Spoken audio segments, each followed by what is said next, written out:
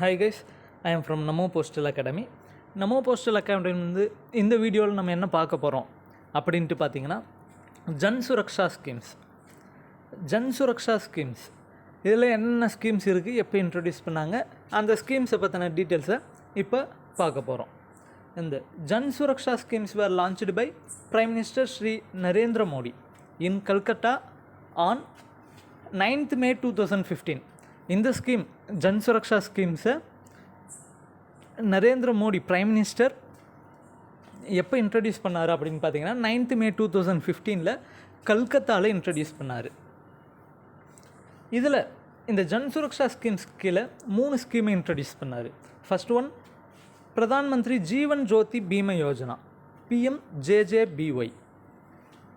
ரெண்டாவது Pradhan Mantri Suraksha Bima Yojana PMSBY. Third one Atal pension Yojana APY. இந்த 3 ஸ்கீமை எதுக்காக அவர் இன்ட்ரடியூஸ் பண்ணார், அதுக்கான ரீசன் என்னன்னு பார்த்தீங்கன்னா, அப்போது ஆக்சுவலாக நம்மளோட கண்ட்ரியில் இருக்கக்கூடிய 70% பீப்புளுக்கு இன்சூரன்ஸ் கவரேஜ் கிடையாது. யாரும் அவங்களோட லைஃப்பை இன்சூர் பண்ணிக்கலன்ற காரணத்துக்காக இன்சூரன்ஸ் ஸ்கீம்ஸை இன்ட்ரடியூஸ் பண்ணணும், பப்ளிக்கு லோ காஸ்ட்டில் இன்சூரன்ஸ் ஸ்கீம் ப்ரொடியூஸ் பண்ணணுன்றதுக்காக இந்த PMSBY PMJJBY 2 ஸ்கீமையும் இன்ட்ரடியூஸ் பண்ணார். அந்த 2 மட்டும்தான் insurance cover. Third one Atal pension யோஜனான்றது பென்ஷன் ஸ்கீம், பென்ஷனாக அமௌண்ட் ப்ரொவைட் பண்ணக்கூடியது. இதில் ஃபஸ்ட் ஒன் எதை பற்றி பார்க்க போகிறோன்னா PMJJBY பிரதான் மந்திரி ஜீவன் ஜோதி பீமா யோஜனா. இந்த பிரதான் மந்திரி ஜீவன் ஜோதி பீமா யோஜனா, பிரதான் மந்திரி சுரக்ஷா பீமா யோஜனா, அட்டல் பென்ஷன் யோஜனா, இந்த 3 ஸ்கீம்ஸுக்குமே காமனான விஷயம் என்னென்னா, அதில் ஒருத்தர் இன்சூர் பண்ணிக்கணும் அப்படின்னா ஃபஸ்ட்டு அவருக்கு பேங்க்லேயோ அல்லது போஸ்ட் ஆஃபீஸ்லேயோ அக்கௌண்ட் இருக்கணும், சேவிங்ஸ் அக்கௌண்ட் இருக்கணும். அந்த அக்கௌண்ட்டில் இந்த ஸ்கீம்ஸ்க்கான ப்ரீமியமை ஆட்டோ டெபிட் பண்ணிக்கிறதுக்கான கன்சென்ட் டிக்ளரேஷனை அவங்க கொடுக்கணும். இப்போ மாதம் அட்டல் பென்ஷன் யோஜனாவுக்கான கான்ட்ரிபியூஷனை நீங்கள் என்னோடய அக்கௌண்ட்லேருந்து பிடிச்சிக்கலாம், அல்லது வருஷத்துக்கு ஒரு முறை என்னோடய அக்கௌண்ட்லேருந்து ஆட்டோ டெபிட்க்கு பிடிச்சிக்கலான்னு சொல்லிட்டு அவங்க அலோவ் பண்ணணும். அப்படி பண்ணால் தான் அந்த ஸ்கீம்ஸில் அவங்க இன்சூர் பண்ணிக்க முடியும். இல்லை PMJJBYக்கான கண்டிஷன் என்னன்னா, அவங்களுக்கான ஏஜ் 18லேருந்து 50 இயர்ஸ்க்குள்ளே இருக்கணும். 50 வயசுக்குள்ளே இருக்கவங்க மட்டும்தான், 18லேருந்து 50 வயசுக்குள்ளே இருக்கவங்க மட்டும்தான் இந்த PMJJBYயில் ஜாயின் பண்ண முடியும். ஆனால் அந்த இன்சூரன்ஸ் கவர்ன்றது அவங்களுக்கு 55 வயசு முடிகிற வரை அவங்க இன்சூர் பண்ணிக்கலாம். ஜாயின் பண்ணுறதுக்கு மட்டும்தான் 50 வயசு, ஆனால் அதனோட கான்ட்ரிபியூஷன்ஸ் 55 வயசு வரை தொடரும். இந்த ப்ரீமியம் இதுக்கு எவ்வளோன்னு பார்த்தீங்கன்னா 330 ரூபா ஒரு வருஷத்துக்கு.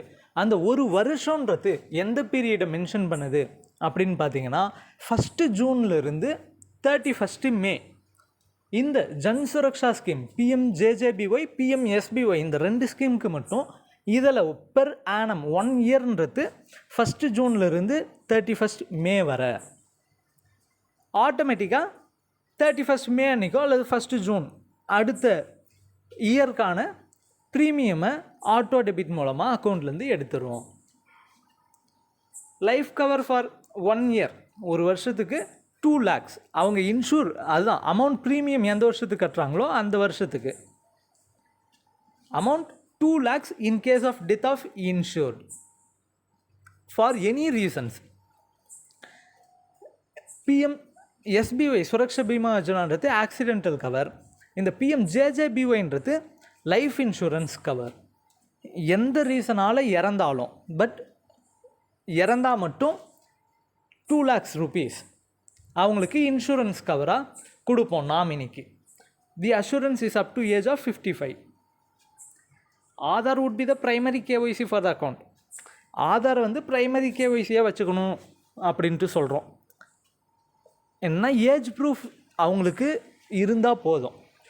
ஆதார் இல்லைனாலும் ஃபஸ்ட்டு என்ரோல் பண்ணிவிட்டு அதுக்கு பிறகு கூட ஆதார் கொடுக்கலாம். ஆதார் பிரைமரி KYCன்னு சொல்கிறோம், ஆனால் ஆதார் மேண்டட்ரின்றது கிடையாது. Rupees 289 will be credited இந்த 330 ரூபான்னு பார்த்தோம். அந்த 330 ரூபாயை எப்படிலாம் பிரிக்கிறாங்கன்னு பார்த்தீங்கன்னா, 289 ருப்பின்றது அந்த பிஎம்ஜேஜேபிஒய் ப்ரீமியம் ஆஃபீஸ் அக்கௌண்ட். இதில் இந்த 3 ஸ்கீம்ஸ்க்குமே சன்சத்மார்க் ஹெச்ஓ, டெல்லியில் இருக்கக்கூடிய ஹெச்ஓ தான், சன்சத்மார்க் ஹெச்ஓ தான் நோடல் ஆஃபீஸாக ஆக்ட் பண்ணுது. அப்போது அந்த நோடல் ஆஃபீஸில் பிஎம்ஜேஜேபிஒய் ப்ரீமியம் ஆஃபீஸ் அக்கௌண்ட்டுக்கு இந்த ப்ரீமியம் அக்கௌண்ட்டுக்கு 289 ருபீஸ் கிரெடிட் ஆகும். ரிமைனிங் 41 ருபி என்னென்னா டிஓபி இன்கம் ஆஃபீஸ் அக்கௌண்ட்டில் கிரெடிட் ஆகும்.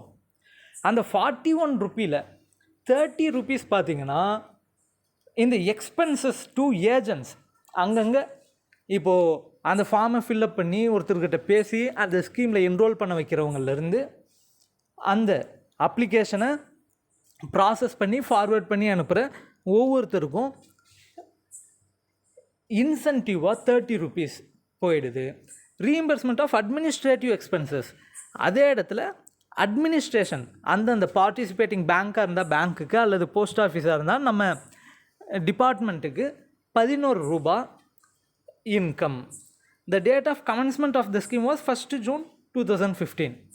இந்த ஸ்கீம் ஆரம்பிக்கப்பட்டது எப்போ இருந்ததுன்னா 1 ஜூன் 2015. ஏன்னா லான்ச் பண்ணது 9th மே 2015 இருந்தாலும் நம்ம பெர் ஆனம் 1 இயர்ன்றது 1 ஜூன்லேருந்து 31 மே வரதான்னு சொன்னோம். அப்போது அந்த 31 இந்த ஸ்கீம் எப்போ ஆரம்பிக்கப்பட்டது, proposed date of commencement of the ஸ்கீம்னு பார்த்தோம்னா, ஸ்கீம் ஆரம்பமான டேட் எதுன்னு பார்த்தோம்னா 1 ஜூன் 2015 தான். The insurance is provided by LIC. இந்த பிஎம்ஜேஜேபிஒய்க்கான இன்சூரன்ஸ் எல்ஐசி தான் ப்ரொவைட் பண்ணிகிட்ருக்காங்க. நம்ம டிபார்ட்மெண்ட் வாங்குகிற ப்ரீமியம் அமௌண்ட் எல்ஐசிக்கு தான் போகுது. Reimbursement of expenses to agents, அதாவது ஏஜென்ட்ஸ்க்கு ஒர்க் பண்ணுறவங்களுக்கு 30 ரூபா இன்சென்டிவ்னு பார்த்தோம். அதை எப்படி பிரிக்கிறோன்னு பார்த்தோம்னா ஜிடிஎஸ், போஸ்ட்மேன், பிஏ, அதாவது யார் ஒருத்தரை இந்த ஸ்கீமை பற்றி எக்ஸ்பிளைன் பண்ணி ஒருத்தரை அந்த இன்சூரன்ஸ் போட்டுக்க வைக்கிறாங்களோ, என்ரோல் பண்ண வைக்கிறாங்களோ அவங்களுக்கு 18 ருபீஸ். GDS BBM ₹1. அதுவே பிபிஎம்மாக இருந்தால் அங்கே அவங்க பிபிஎம் ஒர்க்கை சேர்த்து பார்த்துட்டு இந்த அப்ளிகேஷன்லாம் கரெக்டாக இருக்கான்னு செக் பண்ணி அதை அக்கௌண்ட் பண்ணி ஃபார்வேர்ட் பண்ணுறதுக்காக ₹1. கவுண்டர் பிஏ, அதே கவுண்டர் பிஏ ஃபினாக்கிளில் ஒர்க் பண்ணுறதுனால அவங்களுக்கு ₹3. அந்த கவுண்டர் சூப்பர்வைசருக்கு 1.5 ருபி. ஹெச்ஓவில் இதுக்குன்னு ஒரு மானிட்டரிங் செல் ஒர்க் பண்ணுவாங்க. அந்த ஸ்பெஷல் மானிட்டரிங் செல்லுக்கு 1.5 ருபி. அக்கௌண்ட்ஸ் பிரான்ச்சுக்கு 75 பைசே. டிவிஷன் ஆஃபீஸ் மானிட்டரிங் செல்லுக்கு 75 paise. Regional office or circle office monitoring செல்லுக்கு 50 பைசே. சன்சத்மார்க் ஹெச்ஓ, அதுதான் நோடல் ஆஃபீஸ், சன்சத்மார்க் ஹெச்ஓக்கு 2 ருபி. டைரக்டரேட் மானிட்டரிங் செல்லுக்கு 50 பைசே. டிஏபி மானிட்டரிங் செல்லுக்கு 25 பைசே. டைரக்டரேட் மானிட்டரிங் செல் பிஏஎஃப்க்கு 25 paise. Sansad Marg HO functions as nodal office for the schemes. அதான் இந்த ஸ்கீம்ஸ்க்கு எல்லாத்துக்குமே சன்சத்மார்க் ஹெச்ஓ தான் நோடல் ஆஃபீஸாக இருக்குது. அடுத்ததாக பிரதான் மந்திரி சுரக்ஷா பீமா யோஜனா. முன்ன பார்த்தோம் ஜீவன் ஜோதி பீமா யோஜனான்றது லைஃப் இன்சூரன்ஸ்க்கான கவர். எந்த ரீசனால் இருந்தாலும் அவங்களுக்கு நாமினிக்கு 2 லட்ச ரூபா கொடுப்பாங்க. இந்த சுரக்ஷா பீமா யோஜனான்றது accidental cover.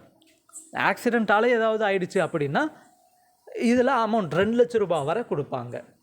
Accidental insurance cover up to ₹2 lakhs, 2 லட்சம் வரை ஆக்சிடென்டல் இன்சூரன்ஸ் கவர் கொடுப்பாங்க. ஜீவன் ஜோதி பீமா யோஜனாவில் எல்ஐசி ப்ரொவைட் பண்ணுவாங்கன்னு பார்த்தோம். இதில் national insurance company limited NIC provide பண்ணுறாங்க.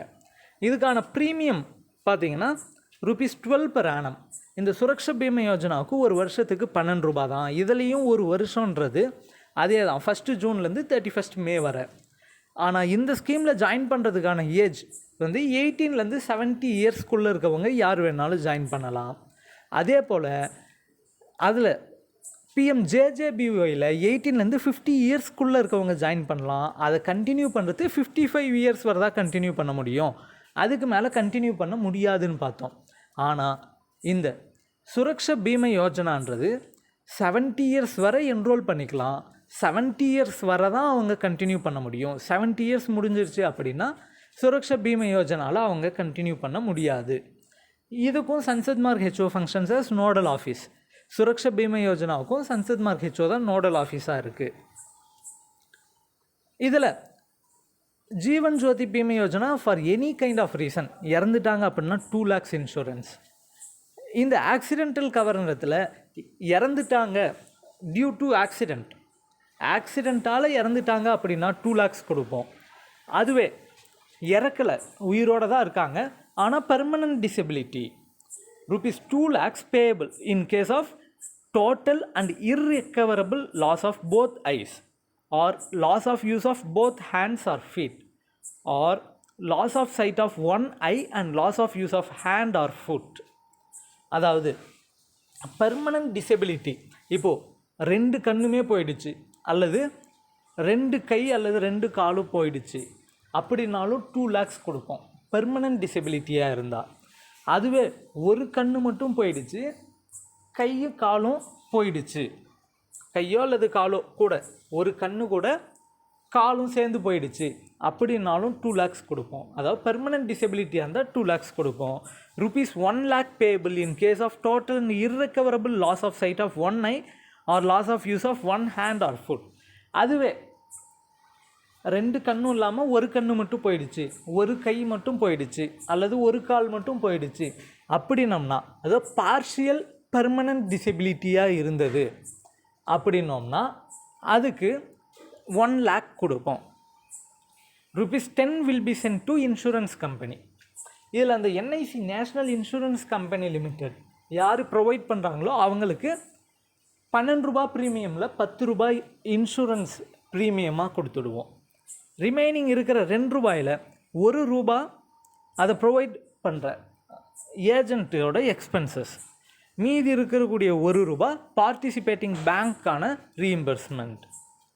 அந்த ₹1 எப்படி பிரிக்கிறோம் அப்படின்னு பார்த்தீங்கன்னா, ஜிடிஎஸ் போஸ்ட்மேன் பிஏ யார் வந்துட்டு அந்த ஸ்கீமை எக்ஸ்பிளைன் பண்ணி கஸ்டமர்ஸை என்ரோல் பண்ண வைக்கிறாங்களோ அவங்களுக்கு 40 பைசே, பிபிஎம்மாக இருந்தால் அவங்களுக்கு அங்கே பிபிஎம் ஒர்க்கு இதை சேர்த்து பார்க்குறதுனால 10 பைசே, கவுண்டர் பிஏக்கு ஃபினாக்கில் ஒர்க் பண்ணுறதுனால 10 பைசே, அதனோட சூப்பர்வைசருக்கு 5 பைசே, ஹெச்ஓவில் மானிட்டர் பண்ணுற செல்க்கு 10 பைசே, அக்கௌண்ட்ஸ் பிரான்ச்சுக்கு 5 பைசே, டிவிஷன் ஆஃபீஸ் மானிட்டரிங் செல்க்கு 4 paise, regional office or circle office monitoring செல்க்கு 2 பைசே, சன்சத் மார்க் ஹெச்ஓ நோடல் ஆஃபீஸ்க்கு 10 பைசே, டைரக்டரேட் மானிட்டரிங் செல்க்கு 2 பைசே, டிஏபி மானிட்டரிங் செல்க்கு 1 பைசே, டைரக்டரேட் மானிட்டரிங் செல் பிஏஎஃப்க்கு 1 பைசே.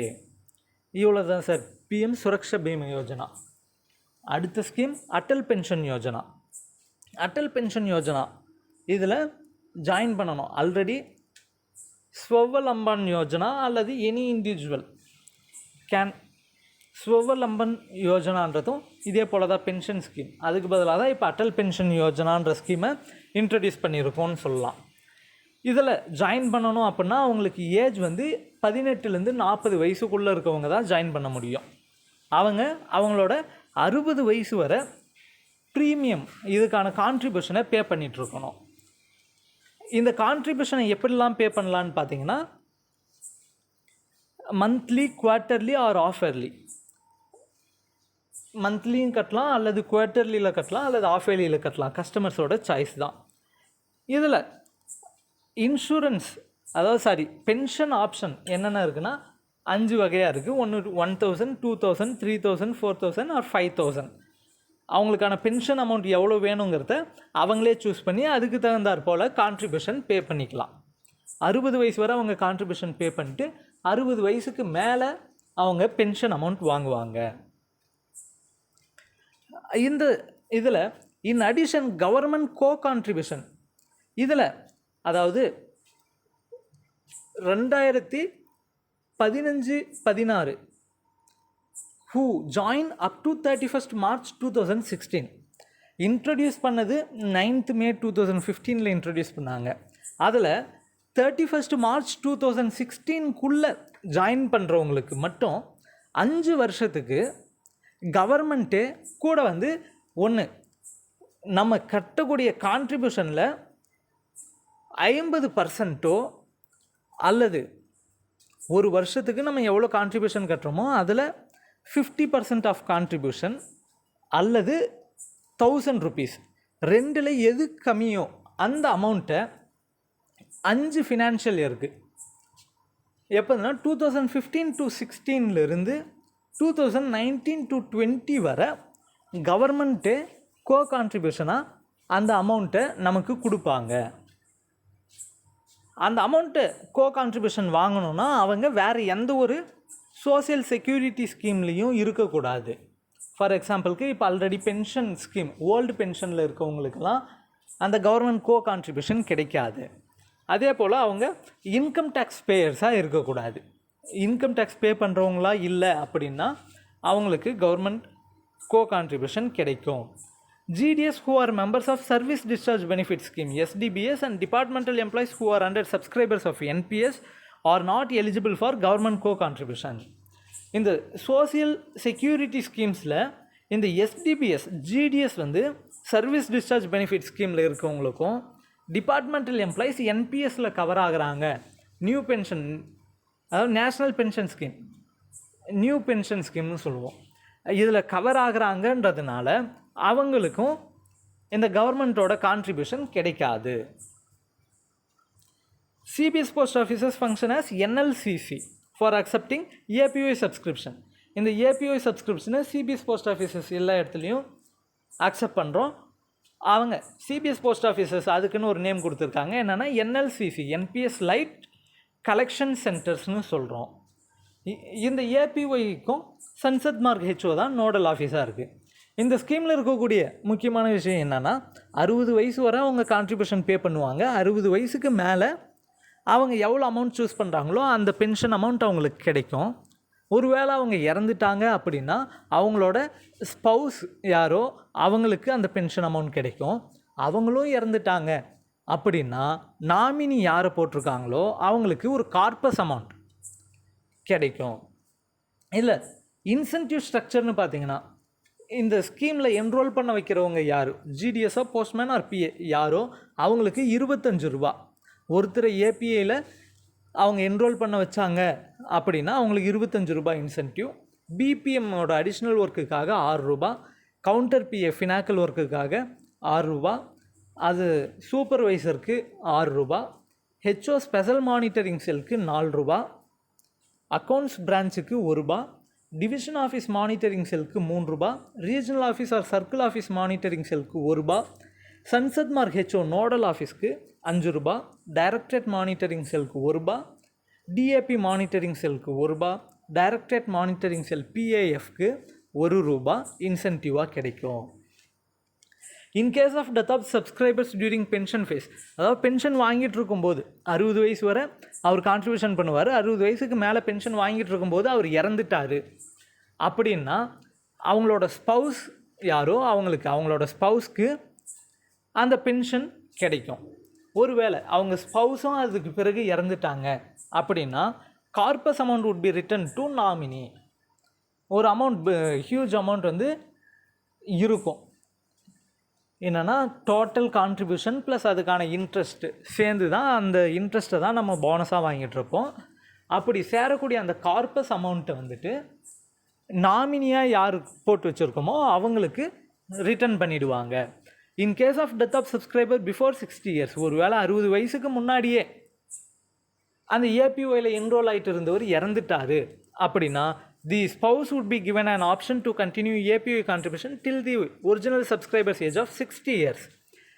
அதாவது APOயில் என்ரோல் ஆகிட்டு இருந்தவர் 60 வயசுக்கு முன்னாடியே இறந்துட்டார் அப்படின்னா அந்த இறந்தவரோட ஸ்பௌஸ்க்கு ஒரு ஆப்ஷன் கொடுப்பாங்க. என்னென்னா அந்த இறந்தவரோட 60 வயசு ஆகிற வரை அதுக்கான contribution monthly, quarterly or half yearly எப்படி அவர் கட்டிட்டு இருந்தாரோ அதே போல் அந்த ஸ்பௌஸோட நேம்லேயே மாற்றி அந்த 60 வயசு வரை கான்ட்ரிபியூஷனை பே பண்ணணும். அதுக்கு மேலே அந்த பென்ஷன் அமௌண்ட் அவங்க இறந்தவரோட ஸ்பௌஸ்க்கு கிடைக்கும். அப்படி இல்லைனா the spouse of subscriber would receive the same pension opted by subscriber. அந்த சப்ஸ்கிரைபர் ஜாயின் பண்ணவர் எவ்வளோ அமௌண்ட் சூஸ் பண்ணாரோ அந்த அமௌண்ட்டை அவரோட 60 வயசு வரை கட்டிட்டு அதுக்கு மேலே பென்ஷனாக அவங்களோட ஸ்பௌஸ் வாங்கிக்கலாம். அப்படி இல்லை முன்னாடியே எடுக்கணுன்னாங்கன்னா கட்டின அமௌண்ட்டை மட்டும் எடுக்கலாம், கவர்மெண்ட் கான்ட்ரிபியூஷன் கிடைக்காது. Voluntary exit is allowed only in exceptional cases and only subscription amount would be return.